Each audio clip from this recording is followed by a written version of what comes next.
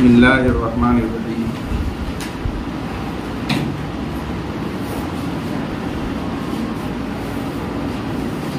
کل کے سبق میں یہ عرض کیا گیا تھا کہ کتاب البیوع کو شروع کرنے سے پہلے 7 باتوں کے بارے میں معلوم ہونا چاہیے۔ نمبر 1، بیع کی لغوی اور اصطلاحی تعریف کیا ہے۔ نمبر 2، شرعاً بیع کیوں جائز ہے، اس کی دلیل کیا ہے۔ نمبر 3، بیع کے جواز کی وجہ کیا ہے، سبب کیا ہے۔ نمبر 4، بیع کے جواز کی شرط کیا ہے۔ نمبر 5، بیع کا رکن کیا ہے۔ نمبر 6، بیع کا حکم شرعی کیا ہے، یعنی بیع مکمل ہو جانے کے بعد اس پر کیا نتیجہ مرتب ہوتا ہے شرعاً۔ اور نمبر 7، بیع کے اقسام کیا ہیں۔ یہ ابتدائی 7 باتیں ہیں جنہیں جان لینا چاہیے۔ لغت میں بیع کے معنی ہے تملیک المالی بالمالی، مال کے بدلے مال کا کسی کو مالک بنانا۔ بألفاظ دیگر مبادلۃ المالی بالمالی، مال کا مال سے تبادلہ کرنا۔ اور شریعت کی اصطلاح میں قرآن مجید کی ایک آیت کی روشنی میں ایک اہم قید کا، ضروری قید کا اس میں اضافہ کیا گیا ہے۔ اللہ تعالیٰ نے قرآن مجید میں ارشاد فرمایا ہے، یا ایھا الذین آمنوا لا تأکلوا اموالکم بینکم بالباطل، اے ایمان والو آپس میں ایک دوسرے کا مال ناجائز طریقے پر مت کھاؤ، الا ان تکون تجارتا عن تراض منکم، مگر یہ کہ تمہاری آپسی رضامندی سے تجارت ہو۔ تو اس آیت میں آپسی رضامندی سے تجارت کی اجازت دی گئی۔ تو معلوم یہ ہوا کہ تجارت میں آپسی رضامندی یہ بنیادی حیثیت رکھتی ہے۔ فقہاء نے بیع کے لغوی معنی میں یہ آپسی رضامندی کی قید اس آیت کی روشنی میں بڑھائی اور انہوں نے مکمل تعریف کر دی، مبادلۃ المال بالمال بالتراضی، آپس کی رضامندی سے مال کا مال سے تبادلہ کر لینا، یہ بیع ہے۔ یہ بیع کا لفظ ازداد کے قبیل سے ہے، یعنی اس کے 2 متضاد معنی آتے ہیں۔ اپنا سامان بیچ دینا یہ بھی بیع ہے، اور دوسرے کا سامان خرید لینا اس کو بھی لغت میں بیع کہا جاتا ہے۔ شریعت میں بیع جائز کی گئی، اس کی دلیل کیا ہے۔ قرآن مجید میں اللہ تعالیٰ نے صراحتاً ارشاد فرمایا، احل اللہ البیع، اللہ تعالیٰ نے بیع کو حلال فرمایا۔ اور حدیث شریف میں اللہ کے رسول صلی اللہ علیہ وسلم نے ارشاد فرمایا، ان بیعکم ھذا یشوبہ اللغو والکذب فشوبوہ بالصدقہ، او کما قال علیہ الصلوۃ والسلام، کہ تمہاری یہ بیع خرید و فروخت، اس کے ساتھ بیہودہ باتیں اور جھوٹ یہ شامل ہو جایا کرتا ہے، تو اس کا کفارہ یہ ہے کہ تم اس کے ساتھ صدقہ شامل کر دو، صدقہ ملا دو۔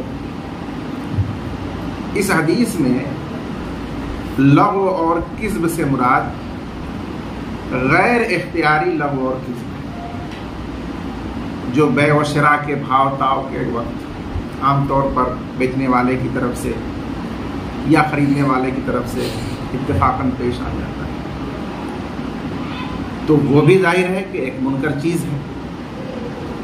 اس کی وجہ سے ہونا یہ چاہیے کہ اس عمل کو شریعت ممنوع قرار دے، لیکن اللہ کے رسول صلی اللہ علیہ وسلم نے اس کو ممنوع قرار دینے کے بجائے اس کا کفارہ بیان فرما کر اسے جائز قرار دیا۔ اس لیے اس حدیث سے یہ صراحت کے ساتھ ثابت ہوتا ہے کہ بیع جائز ہے، اگرچہ غیر ارادی طور پر اس میں کچھ لغو یا کذب شامل ہو جائے، پھر بھی ضرورت انسانی کی وجہ سے شریعت نے اس کو جائز رکھا، البتہ اس کمی کوتاہی کے لیے تلافی کا راستہ بتا دیا کہ اس کا کفارہ یہ ہے کہ اس کے ساتھ صدقہ خیرات کو بھی ملا دیا جائے۔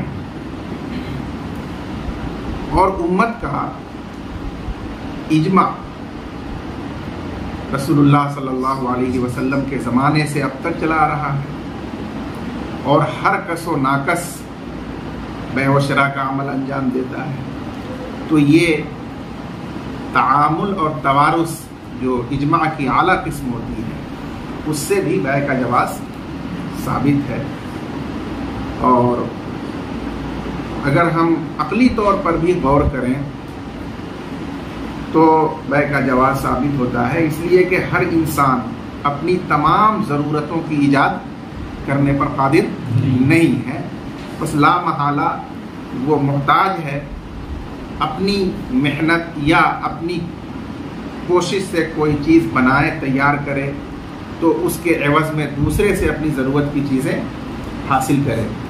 تو عقلی طور پر بھی اگر دیکھا جائے تو اس کی ضرورت ہے، اور ضرورت کی چیزوں کو ہماری شریعت بہرحال دین فطرت ہونے کی حیثیت سے جائز کرتی ہی ہے، تو اس لحاظ سے بھی یہ بیع جائز کی گئی ہے۔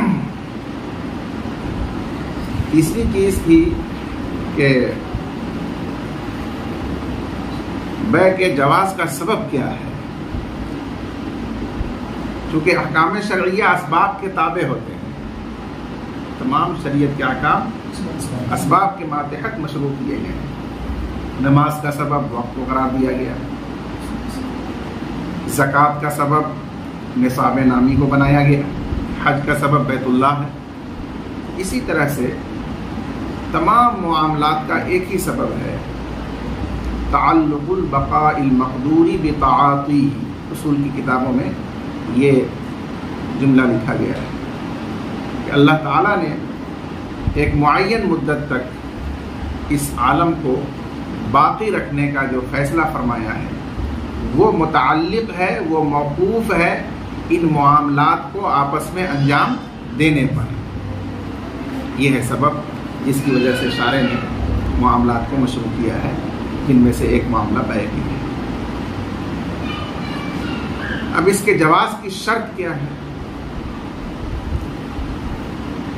شرط ایک تو جواز کی ہوتی ہے اور ایک اس کے نفاذ کی۔ بہت سا معاملہ جائز ہے لیکن ابھی وہ نافذ نہیں ہوا ہے، یعنی اس پر اس کا حکم مرتب نہیں ہوگا، تو یہاں بھی جواز کی چند شرطیں ہیں اور نفاذ کی بھی بعض شرطیں ہیں۔ جواز کی شرط عاقد میں، خود عقد کرنے والے میں یہ ہے کہ وہ عاقل ممیز ہو، یعنی ہوشیار ہو، یہ تمیز رکھتا ہو کہ خریدتے وقت جو ہم چیز خریدتے ہیں اس کے عوض میں ہمیں اپنا مال بھی دینا پڑتا ہے۔ ایسا نہ ہو کہ وہ پیسہ لے کر دکان میں خریدنے گیا اور بسکٹ چاکلیٹ جب اس کو دے دیا گیا تو وہ بھی لے لیا اور پیسہ بھی لے کر کے آنے لگا، اور جب اس کو کہا گیا کہ بھائی پیسہ دو تو رونے لگا۔ ایسے بچے کی بیع و شرا درست نہیں ہوگی۔ ممیز تمیزدار بچہ ہونا چاہیے جو اس کو سمجھتا ہو، ہوشیار ہو، یہ شرط ہے عقد کے اندر۔ اور جو مبی ہے، جو چیز خریدی جا رہی ہے اس کو مبی کہتے ہیں۔ مبی میں شرط یہ ہے کہ وہ مال متقوم مقدور التسلیم ہو، یعنی سب سے پہلی بات تو یہ کہ وہ مال ہو۔ مال کسے کہتے ہیں؟ مال ہر وہ چیز ہے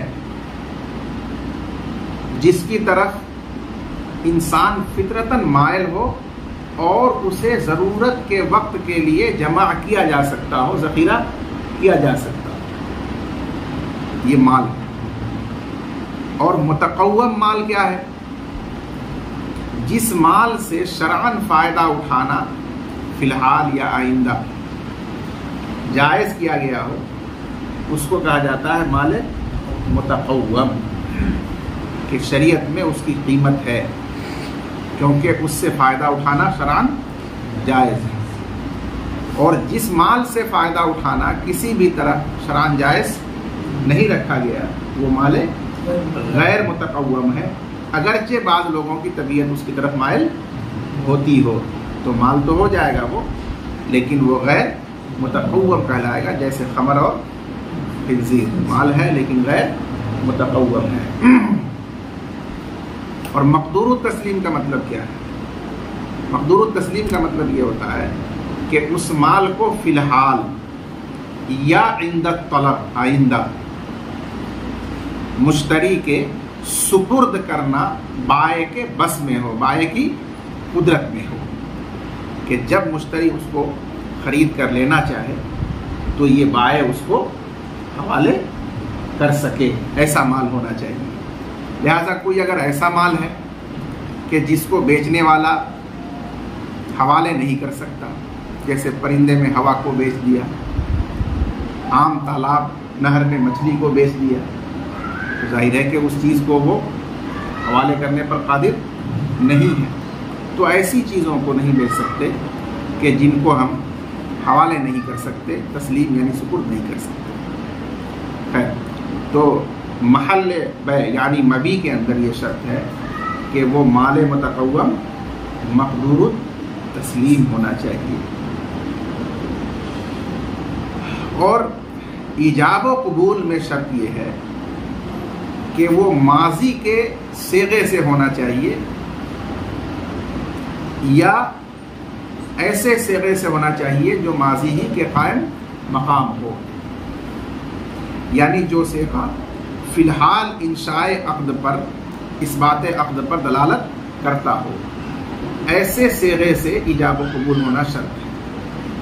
لہذا اگر ایجاب و قبول ایسے صیغے سے کیا جائے جو وعدہ ہے یا جو بھاؤ کے معنی پر دلالت کرتا ہے کہ یہ بھاؤ کر رہا ہے، یہ دلالت کرتا ہے کہ یہ آئندہ کا وعدہ ہو رہا ہے، تو ظاہر ہے کہ ایسے صیغے سے بیع منعقد نہیں ہو۔ تو یہ ایجاب و قبول میں شرط ہے کہ یا تو ماضی کا صیغہ ہو یا اس کے قائم مقام کوئی ایسا صیغہ ہو جو فی الحال عقد کے انشاء اور ایجاد پر دلالت کرتا ہو، تب ایجاب و قبول صحیح ہوگا اور بیع ٹھیک ہو جائے گا، صحیح ہوگا۔ ہاں، یہ بہت اچھا سوال کیا کہ عربی زبان میں مضارع کا حال کا صیغہ ہے، تو عربی زبان میں جو حال کا صیغہ ہے وہی استقبال کا صیغہ بھی ہے۔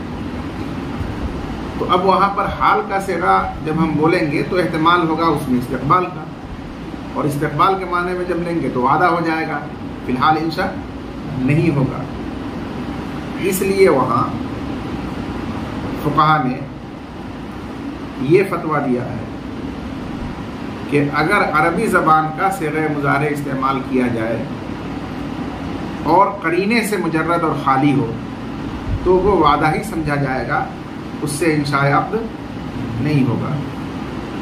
لیکن اگر اس کے ساتھ قرینہ موجود ہو جو حال مراد ہونے پر دلالت کرے، یا کسی زبان میں مخصوص حال کا صیغہ موجود ہو جیسے فارسی میں اور اردو میں، تو اس بصیغہ حال کے صیغے سے بھی عقد منعقد ہو جائے گا، ٹھیک ہے نا۔ تو حال کے صیغے سے بھی انشاء اور ایجاد کا معنی پیدا ہو جاتا ہے، ثابت ہو جاتا ہے، اس لیے اس سے بھی عقد منعقد ہو جائے گا۔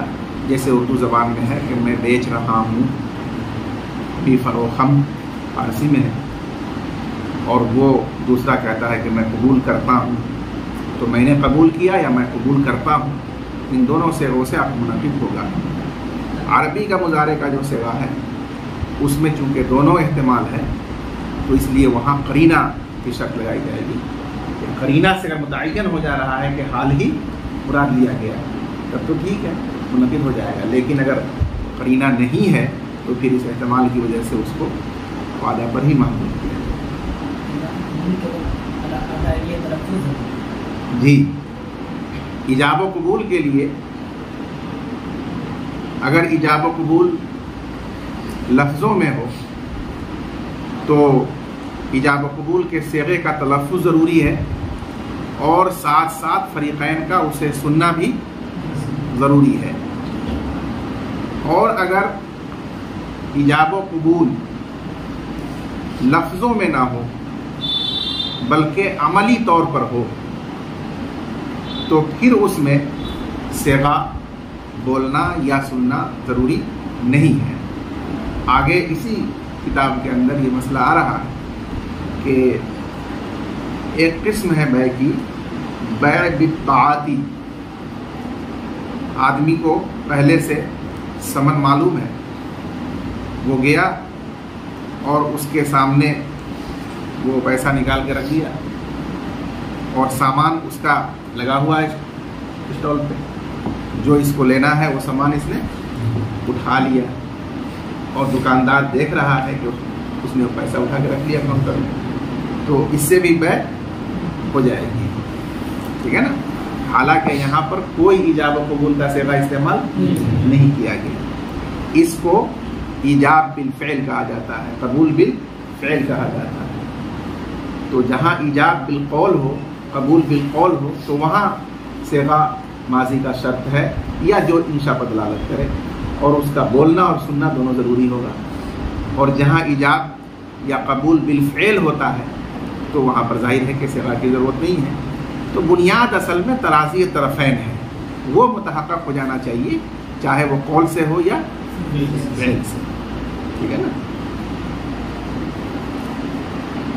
بہرحال تو یہ سب جواز کی شرطیں ہیں،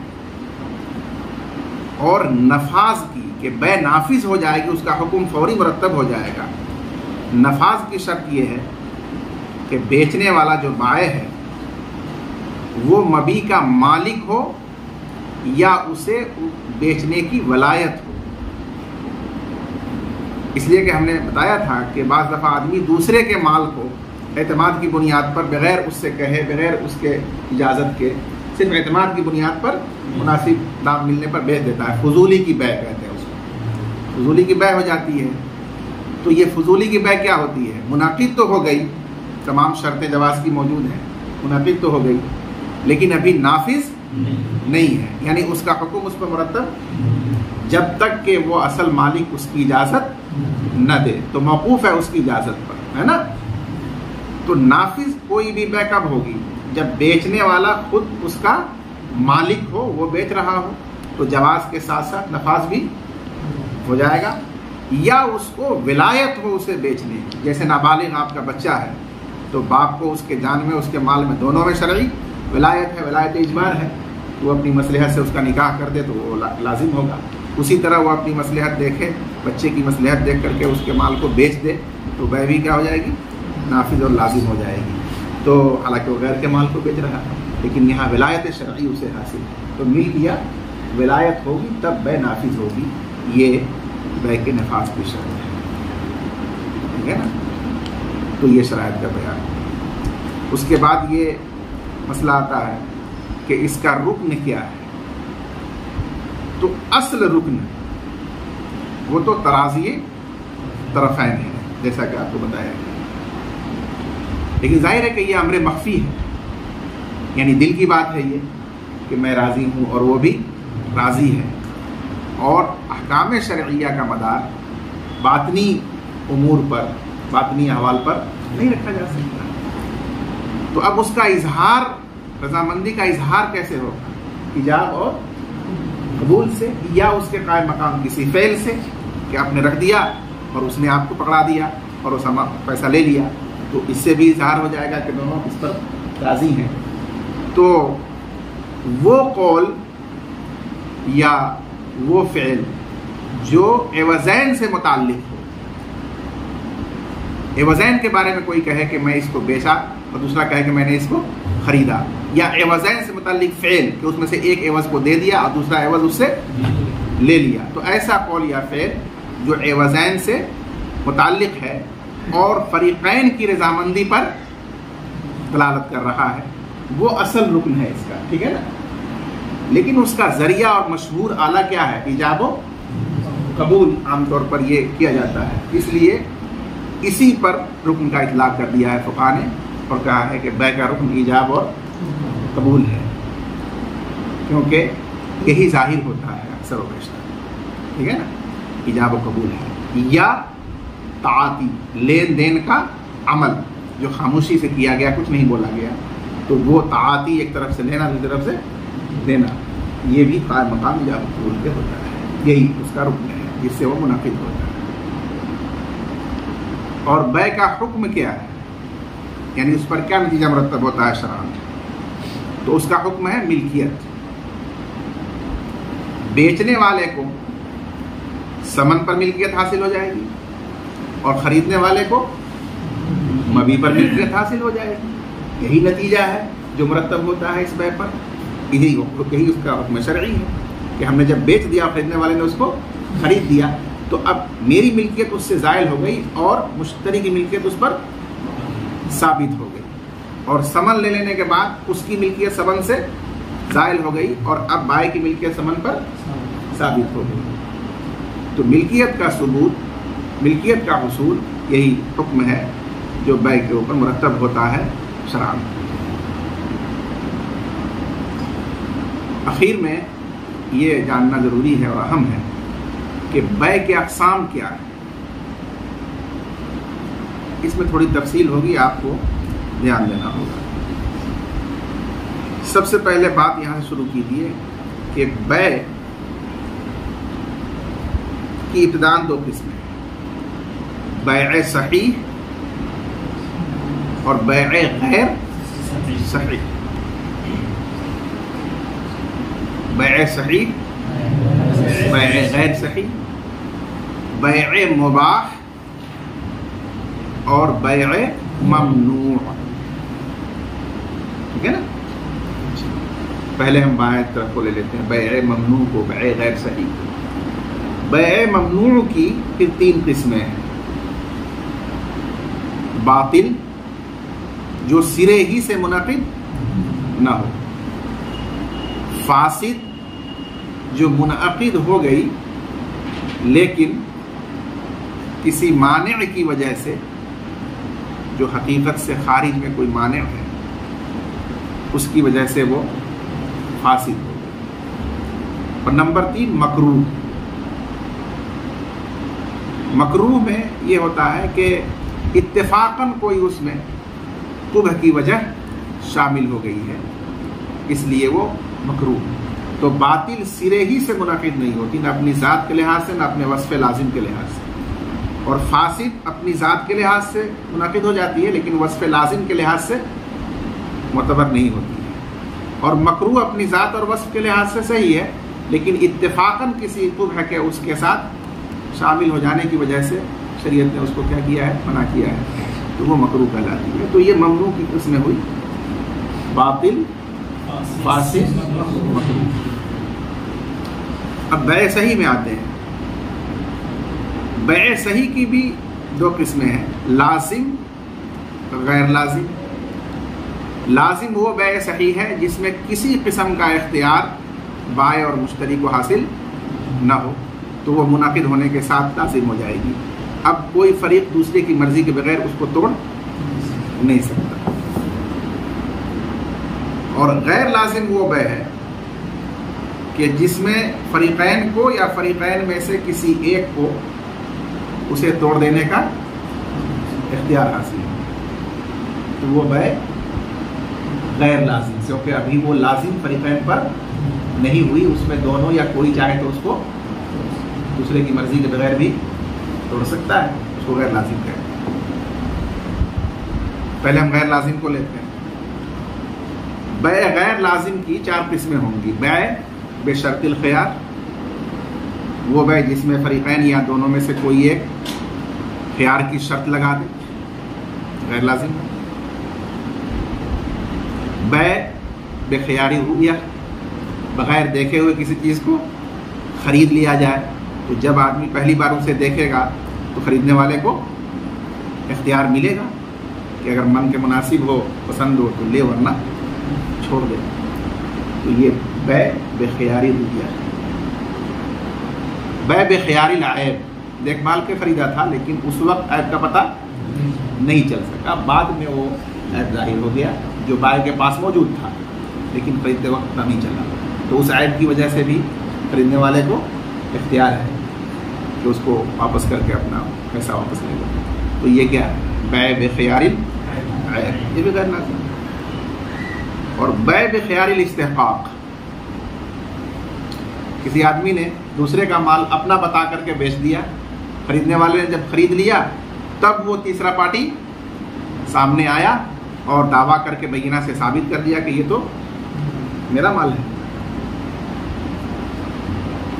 تو ایسی صورت میں مشتری کو ظاہر ہے، اختیار ہے کہ وہ یا تو اس نئے پارٹی سے معاملہ کر لے یا پھر اس بیع کو ختم کر کے اپنا سامان اس سے واپس لے، اگر وہ تیار نہیں ہے تو یہ شکل بھی بیع کی لازم نہیں ہوتی ہے، کیونکہ اس میں تیسرا پارٹی کھڑا ہو گیا۔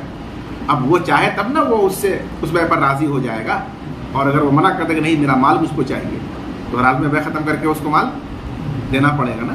تو اس صورت میں بھی یہ بیع غیر لازم ہوتی ہے، جس میں استحقاق کا خیال ہوتا ہے، مستحق جو نکل جائے اس کو حاصل ہوتا ہے، وہ چاہے تو اس کو ختم کر سکتا ہے، اور اگر راضی ہو گیا تو ٹھیک ہے، پھر ہو بھی سکتی ہے، لیکن وہ لازم نہیں رہی اس کی وجہ سے، ٹھیک ہے نا۔ تو یہ استحقاق کی صورت میں بھی بیع لازم نہیں ہوتی، جو مستحق اس کا ظاہر ہو گیا ہے وہ چاہے تو اس کو ختم کر دے، اور اس صورت میں اپنا سامان واپس کرے گا، واپس لے گا مشتری، اور اگر چاہے تو اس کو اجازت دے دے تو پھر بیع جائز ہو جائے گی۔ تو بہرحال یہ صورت بھی غیر لازم کی ہے۔ اب بیع لازم کی طرف آئیے۔ بیع لازم میں مبیع کے اعتبار سے 4 قسمیں بنتی ہیں۔ پہلی صورت ہوتی ہے کہ سامان کو سامان سے بیچ دیا۔ میرے پاس ایک قلم ہے، میرے پاس ایک موبائل ہے، مجھے اتفاق سے اس قلم یا موبائل کی ضرورت نہیں ہے، مجھے ضرورت ہے ہدایہ جلد ثالث کی، تو میں نے وہ موبائل یا وہ قلم دے دیا، اور اس سے جو دورے میں بچہ جا چکا ہے اس کو ہدایہ کی ضرورت نہیں تھی، تو اس نے اس کے عوض میں مجھے ہدایہ دے دیا۔ تو سامان دے کر کے اس کے عوض میں سامان لے لینا، یہ بیع العینی بالعینی کہا جاتا ہے اس کو، ٹھیک ہے نا۔ تو نقد کو یہ دین کہتے ہیں، اور نقد کے علاوہ جتنی چیزیں ہیں ان کو یہ عین کہتے ہیں۔ تو بیع العین بالعین، سامان کو سامان کے عوض میں بیچ دینا، تبادلہ کر دینا، یہ کیا ہے؟ بیع المقایضہ، ٹھیک ہے نا، یہ ایک قسم ہے بیع۔ اور اکثر و بیشتر جو بیع ہوتی ہے وہ یہ ہوتی ہے کہ نقد دے کر کے اور اس کے عوض میں اپنی ضرورت کا سامان لیا جاتا ہے، اس کو کہتے ہیں بیع العینی بالدین۔ دین کا مطلب نقد، سمن، بیع العینی بالدین بالنقد، تو یہ بیع مطلق ہے، عام طور پر یہی صورت پیش آتی ہے۔ اس کے بعد تیسری صورت ہے بیع الدین بالدین، کیش کو کیش کے عوض میں بیچنا، جس کو آج کل ایکسچینج کہتے ہیں، اور اس کو اصطلاح فقہا میں بیع الصرف کہا جاتا ہے۔ سونے کو آپ نے سونے سے، چاندی کو چاندی سے، ایک کرنسی کو دوسری کرنسی سے، ٹھیک ہے نا، یا اسی کرنسی سے، جیسے 100 کا نوٹ تھا، آپ کو چاہیے تھا 2000 کا نوٹ چھوٹا، تو آپ نے 100 والا نوٹ دے دیا اور 2000 والا نوٹ لیا، تو یہ بھی تو بیع ہی ہوئی نا۔ تو یہ دین کی یا سمن کی جو بھی اصطلاح استعمال کیجیے یا نقد کی، بے نقد ہی سے ہو، سمن ہی سے ہو، دین ہی سے ہو، جس کو ہم ایکسچینج کہتے ہیں، تو اس کو کیا کہیں گے؟ بیع الصرف.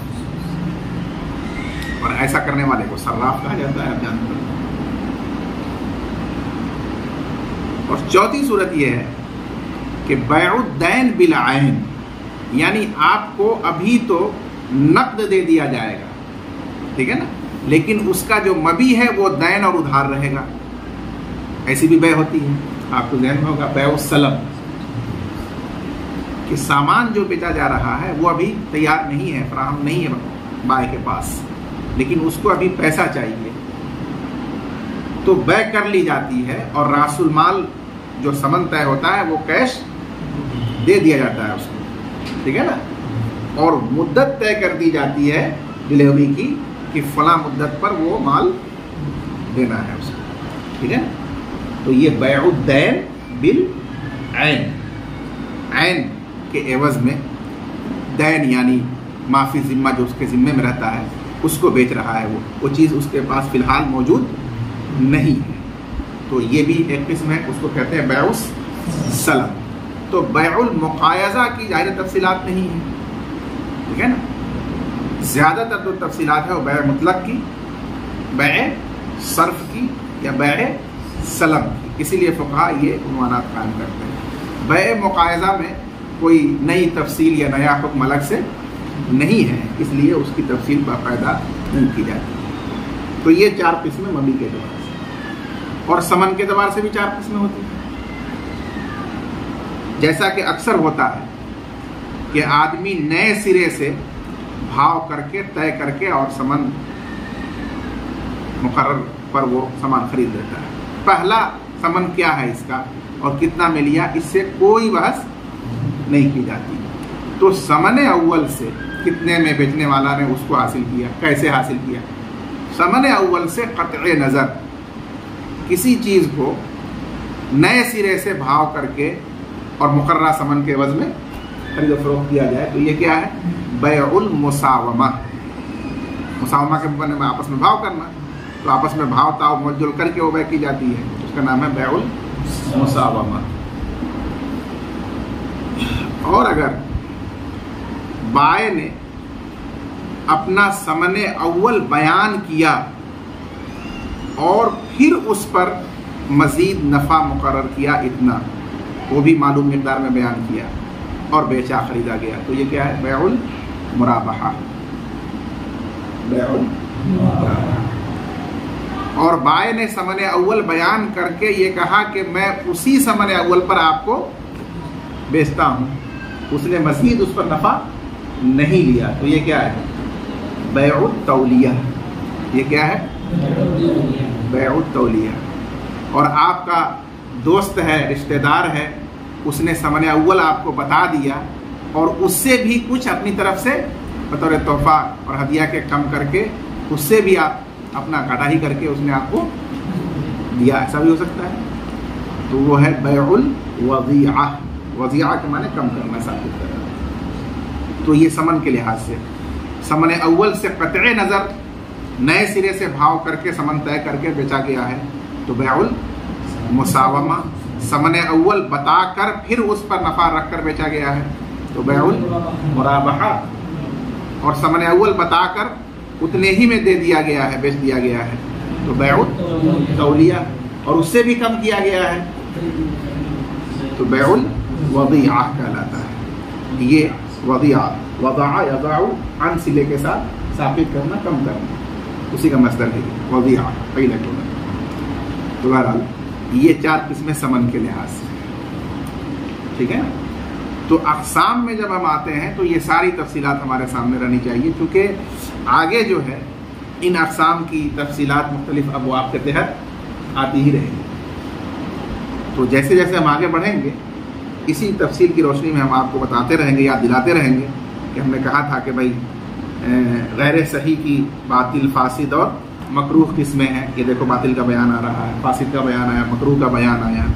پھر صحیح میں آئیے تو لازم غیر لازم کہا تھا ہم نے. یہ دیکھو غیر لازم میں یہ بیع بشرط الخیار کا بیان آ گیا. بے خیال رویا کا بیان آ گیا، بے خیال عیب کا بیان آ رہا ہے، ٹھیک ہے نا. اب کہیں پر بیان آئے گا بے سلم کا، کہیں پر بیان آئے گا بے صرف کا. بے مطلق کی تفصیل تو پہلے آئے گی ہی، اسی طرح مرابحہ، تولیہ، ان چیزوں کا بھی بیان آتا ہی رہے گا. تو اس لیے یہ تفصیل جو بیان کی جاتی ہے اقسام کے مطابق، یہ ذہن نشی رکھنے سے ہمیں آگے کے ابواب مرتب شکل میں سمجھنے میں مدد ملے گی انشاءاللہ. چلیے. بسم اللہ الرحمن الرحیم. قال کتاب البیوع. قال البيع ينعقد بالإيجاب والقبول إذا كان بلفظه الماضي، مثل أن يقول أحدهما بعت والآخر اشتريت، لأن البيع إنشاء تصرف، والإنشاء يعرف بالشرع، والموضوع للإخبار قد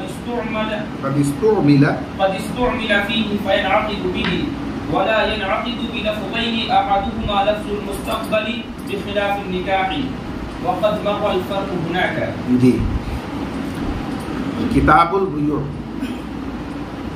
خرید و فروخت کے احکام و مسائل. اردو میں ترجمہ یہ ہونا چاہیے.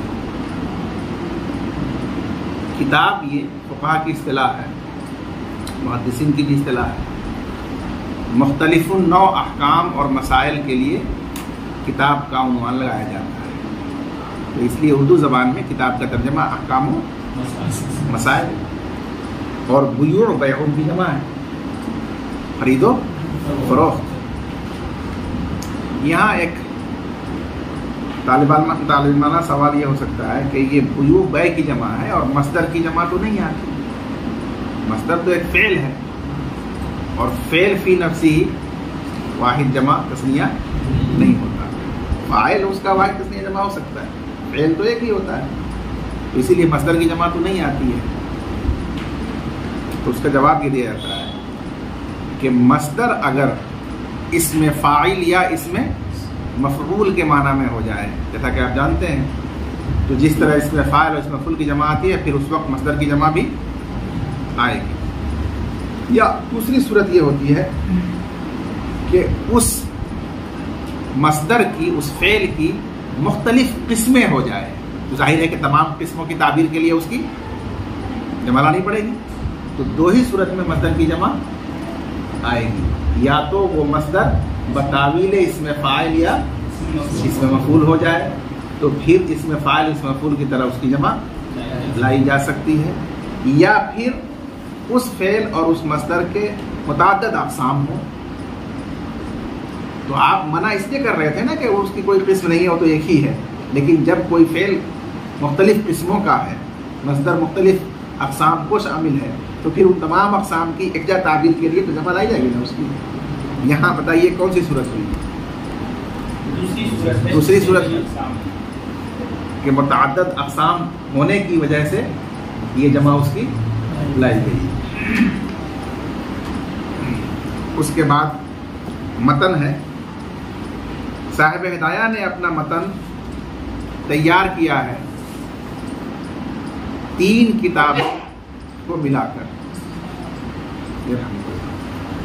پہلی کتاب مختصر القدوری، دوسری کتاب الجامع الصغیر امام محمد کی، اور تیسری کتاب ہے مبسوط.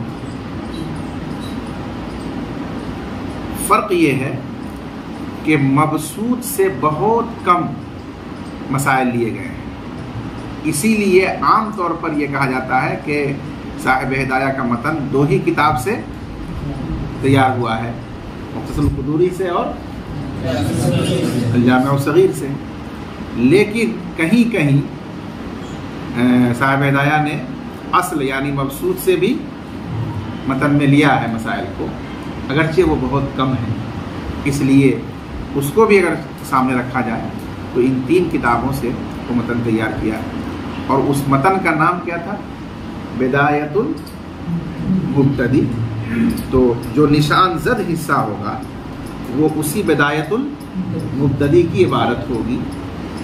اب شارحین اس میں متعین کر دیتے ہیں کہ یہ قدوری کی ہے نا، اور یہ جامع صغیر کی ہے. اسی لیے جو قالا متن کے ساتھ لکھا جائے گا تو اس کا فاعل کبھی علامہ قدوری ہوں گے اگر وہ عبارت محسن قدوری کی ہے، اور کبھی اس کے فاعل امام محمد ہوں گے اگر وہ عبارت جامع صغیر کی، یا بائی چانس کبھی مبسوط کی ہے۔ مبسوط کو یہ اصل کہیں گے، کیا کہیں گے؟ اصل۔ جب اصل کہیں گے صاحب ہدایت، اس کا مطلب مبسوط۔ یہ قدوری کی عبارت ہے۔ علامہ قدوری نے فرمایا قال البیع ینعقد بالایجاب والقبول اذا کان بلفظ الماضی۔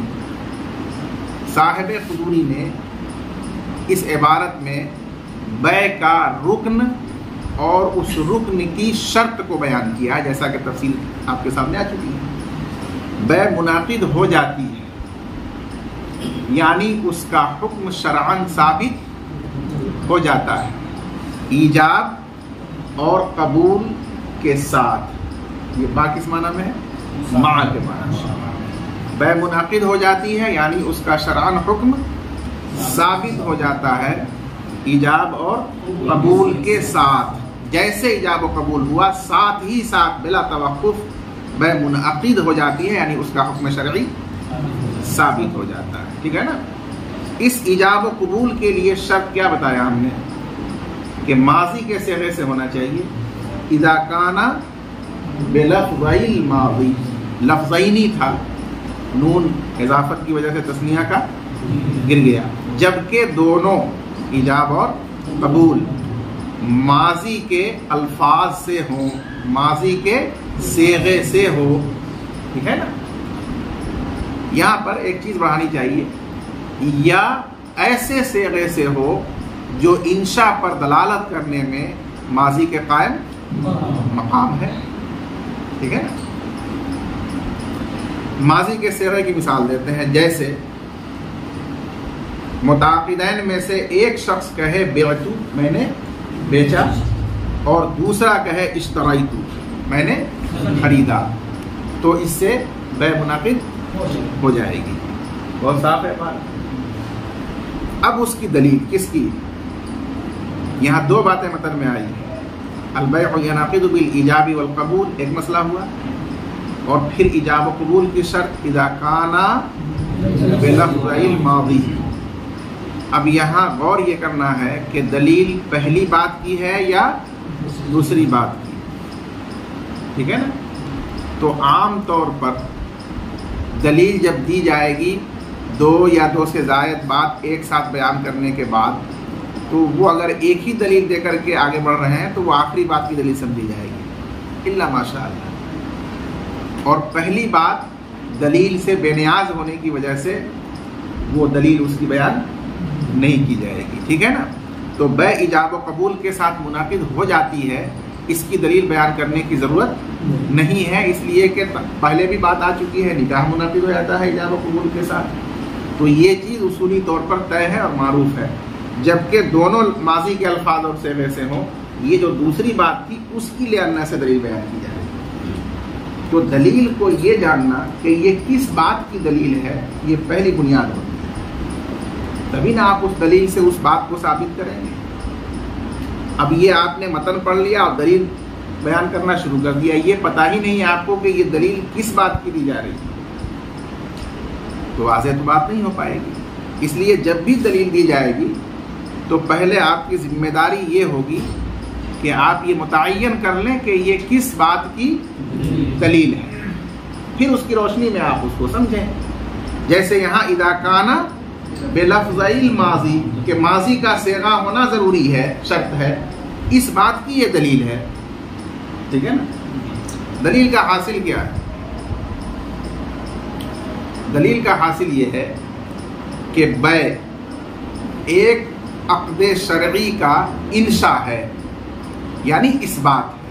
انشاء کے معنی اس بات، جو چیز ثابت نہیں ہے، موجود نہیں ہے، اس کو فی الحال ثابت اور موجود کرنا، یہ کیا ہے؟ انشاء ہے۔ تو بیع تصرف کے معنی عقد شرعی، بیع ایک عقد شرعی کا انشاء ہے، یعنی اس کا فی الحال ایجاد و اثبات ہے۔ ٹھیک ہے نا؟ اور آپ خود سوچئے کہ معدوم کے ایجاد و اس بات پر خدا کے سوا کوئی بھی قادر ہے؟ بولیے. تو اب انشاء اور ایجاد اور اس بات جو بھی ہوگا اس دنیا میں وہ کس کی قدرت سے ہوگا؟ اللہ کے. تو اللہ تعالیٰ ہی نہ بتائیں گے کہ یہ انشاء اور ایجاد کیسے ہوگا، کیونکہ انشاء اور ایجاد تو انہی کی قدرت سے ہوگا، کسی غیر کے بس کی بات تو ہے نہیں. تو پھر انہی کے بتانے سے نہ معلوم ہوگا کہ یہ انشاء اور اس بات کیسے ہوگا. اس لیے فرمایا والانشاء یعرف بالشرع، اور انشاء کسی بھی چیز کا معلوم ہوگا شریعت سے، یعنی اللہ کے رسول کے بتانے سے. تو لہذا بے بھی کیسے منعقد ہو یہ معلوم ہوگا شریعت ہی سے. ایک بات مکمل ہو گئی. اب آگے بڑھائیے کہ شریعت نے ماضی کی خبر دینے کے لیے جو صیغہ وضع کیا گیا تھا لغت میں، اسی کو انشاء کے لیے استعمال کیا. ٹھیک ہے نا؟ کیونکہ الگ سے انشاء کے لیے بندوں کے پاس کوئی صیغہ اور لفظ، کیونکہ بندہ تو انشاء پر قادر ہی نہیں ہے. جب وہ قادر ہی نہیں ہے تو اس لیے اس کے واسطے اس کے پاس کوئی صیغہ ہی نہیں ہے. وہ تو خبر دے سکتا ہے ماضی کی یا مستقبل کی یا حال کی. انشاء اور ایجاد تو نہیں کر سکتا کسی چیز کا، اس لیے اس نے جو بھی وضع کیا اخبار کے لیے وضع کیا. اب بندوں کی زبان میں اور بندوں ہی کی رعایت کرتے ہوئے شریعت نازل ہوئی. اب ان بندوں کے پاس تو انشاء کا کوئی صیغہ تھا نہیں، تو اللہ تعالیٰ نے خبر ہی کے لیے وضع کیا ہوا صیغہ ایک جو ان میں سب سے زیادہ وقوع اور وجود پر دلالت کرنے والا تھا، اسی کو انشاء کے لیے استعمال کیا اور کہا کہ اسی سے انشاء ہو جایا کرے گا. ٹھیک ہے نا؟ تو اب جو مستقبل کا صیغہ ہے یا امر کا صیغہ ہے تو ظاہر ہے کہ وہ فی الحال وجود پر دلالت نہیں کرتا. ماضی کا صیغہ دلالت کرتا ہے ماضی میں وجود پر. تو جب ماضی میں وجود ہو گیا کسی چیز کا تو فی الحال تو بدرجے اولا ہی اس کا وجود ہے. تو وجود پر اور ثبوت پر دلالت کرنے کے لیے ماضی ہی کا صیغہ سب سے واضح ہے. اس لیے اسی ماضی کے صیغے کو شریعت نے انشاء اور اس بات کے لیے کافی قرار دیا اور کہا کہ اسی سے انشاء ہو جائے گا، اس بات عقد کا ہو جائے گا. ٹھیک ہے نا؟ اس کو آگے فرمایا والموضوع للاخبار قد استعمل فيه، اور وہ لفظ موصوف محذوف ہے، اور وہ لفظ جو ماضی کی خبر دینے کے لیے، اخبار سے مراد اخبار عن الماضی، اور وہ لفظ وہ صیغہ جو ماضی کی خبر دینے کے لیے لغتاً وضع کیا گیا ہے وہ استعمال کیا گیا ہے شرعاً. الموضوع للاخبار میں لغتاً محذوف ہے اور قد استعمل فیہ میں شرعاً محذوف ہے کہ وہ شرعاً اس انشاء میں استعمال کیا گیا اور اس کے استعمال کی اجازت دی گئی.